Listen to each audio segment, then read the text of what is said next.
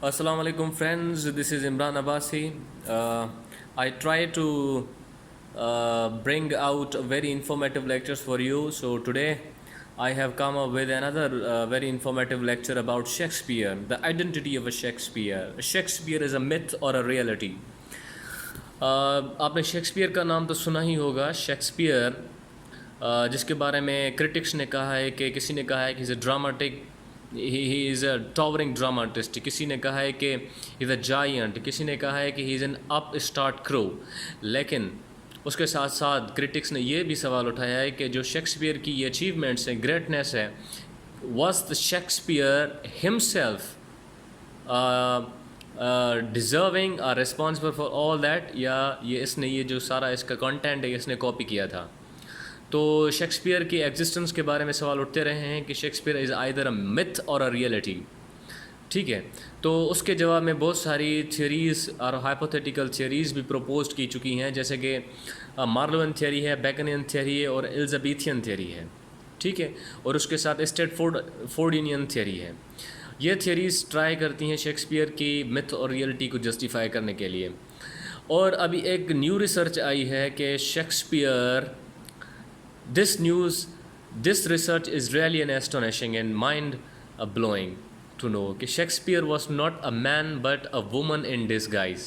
ये जो शेक्सपियर के वर्क्स हैं, शेक्सपियर के आर्टिस्ट ड्रामाज हैं, पोइट्री है, ये शेक्सपियर कोई मर्द नहीं था, कोई एक औरत थी. और ये कौन थी इस लेक्चर में जानेंगे. और उससे पहले मैं आपको बताना चाहता हूँ कि जो प्री एग्जिस्टिंग थियरीज़ हैं वो कौन सी हैं. पहली थियरी है मार्लोवन थियरी. मार्लोवन थियरी ये कहती है कि शेक्सपियर वो जो मार्लो थे एक ही पीरियड के, रिनेसेंस पीरियड के थे, एलिजाबेथ वन के दौर में पीरियड में. तो मार्लो चूँकि 29 ईयर्स की एज में मर चुका था और he was a very productive writer. तो लोग कहते हैं कि जो शेक्सपियर के वर्क्स हैं 37 प्लेज हैं, दीज आर दी ये चोरी किए गए हुए हैं मार्लो की कंटेंट्स. एक्चुअली ये जो वर्क्स हैं वो मार्लो के हैं और वो पब्लिश शेक्सपियर के नाम से हुए हैं. और दूसरी थियरी है Baconian theory. There is an school of thought, वो कहता है कि ये जो शेक्सपियर के वर्क्स हैं वो शेक्सपियर ने खुद नहीं लिखे, हालांकि ये बेकन ने लिखे थे. बेकन वो प्रोज राइटर था, जिसका एपिमेटिक जो स्टाइल था, और उसका ये जो शेक्सपियर के वर्क्स हैं वो भी बिलोंग करते हैं बेकन से, लेकिन इसको भी वो अच्छे तरीके से जस्टिफाई नहीं कर सकते. और तीसरी थियरी है एलिजाबेथियन थियरी. और एलिजाबेथियन थियरी के मुताबिक ये जो शेक्सपियर के वर्क्स हैं, शेक्सपियर का लिटरेरी जो प्रोडक्ट है वो सारा एलिजाबेथ का, क्वीन एलिजाबेथ का था, क्योंकि उस दौर में औरत को लिखने का कोई अख्तियार नहीं था, तो इस वजह से शेक्सपियर के नाम से पब्लिश किए गए थे. And the fourth one theory is in the favour of a Shakespeare, कि वो स्टैटफोर्डियन थियरी है.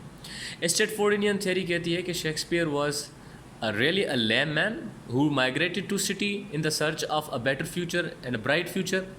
तो उसने वहाँ पे जाकर एज अ हॉर्समैन की नौकरी की, वहाँ से वो थिएटर को एंजॉय करता था. तो वो उसने देख कर वो स्किल्स वो सीख लिए. तो बाद में वो एक्टिंग में आया और उसके बाद उसने लिखना शुरू किया.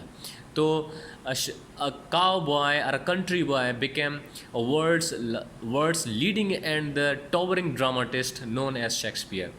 अभी चंद माह पहले इसराइल में एक रिसर्च आई है, जिस रिसर्च जो कि पब्लिश की गई हुई है, एक्सपर्ट है एक जॉन हर्सन ने.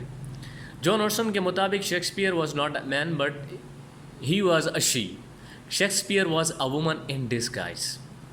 वो कहता है ये जो सारे वर्क्स हैं इनका आथर शेक्सपियर नहीं बल्कि एक औरत है जिसका नाम है एमिलिया बसानो लैनियर बसानो.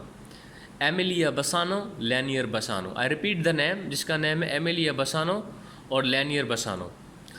इसका डिसेंट इटली से है, जो इटली से माइग्रेट करके लंदन में जाकर रही. और लंदन में ये रवाज था, तकरीबन 18th सेंचुरी तक ये रवाज रह चुका है.